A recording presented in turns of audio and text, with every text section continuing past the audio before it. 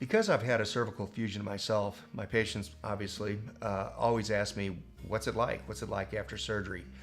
And what I tell them is that they're going to spend the night, they'll go home the next day. They may or may not have a little drain in. The drain comes out the next morning, patient goes home.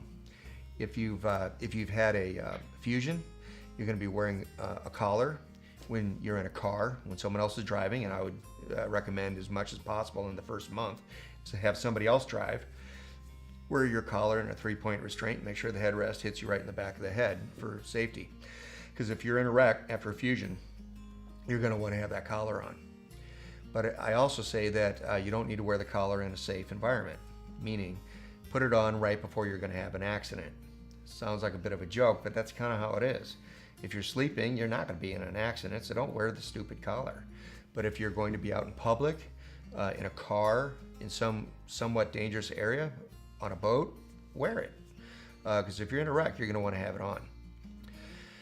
I also always tell patients that for a while, because of the type of surgery it does, and we move the esophagus over a little bit in the trachea, for a while, a couple of days, you have a scratchy throat from the endotracheal tube scratching the back of the throat.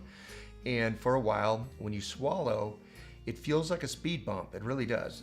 Food comes down, hits a speed bump, and then it goes down.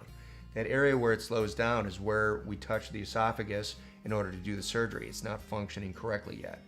For me, I felt something wrong in my swallowing for years, and I still do, and it's been 18 years. Not everyone has that, but some do. No one has had such a bad problem that it didn't eventually go away on its own. Now, at about a month, I usually wean my fusion patients off of the collar, and I increase their physical activities. I let them start lifting more weight. In the first month, I try and limit it to 25 pounds. During the second month, 35 pounds. Third month, 45 pounds, and after that, full and unrestricted. I don't let people go on ladders and roofs or dangerous environments for probably 3 months after a fusion just to protect them, unless they can assure me and themselves that they're not going to fall or hurt themselves. Eventually, I will get a series of x-rays on your neck at 3 months to make sure that the screws and the plate and the cages and everything looks like it's fusing together and growing together correctly. When it comes to the cervical arthroplasty, however, things are a little different. In fact, they're very different. The risks are the same of everything that I mentioned earlier in the risks, except for there's no risk of lack of fusion since we're not doing a fusion. The sore throat and the swallowing issue is exactly the same between the two surgeries. However, the difference is when you go home, you don't need to wear a collar at all, even while driving, and you're going to be driving much faster and much earlier because you'll be able to turn your head faster and better and quicker, and because you won't be wearing the collar. When you're wearing the collar, you can't rotate your head very well at all.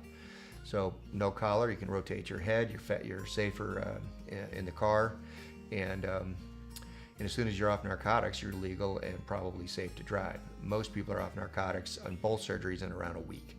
Long term down the road, on cervical arthroplasty patients, I get a film of you in 1 month. If that looks very good and you're otherwise doing well, that's it for us, until and unless you start having some kind of a problem, hopefully never or way down the road.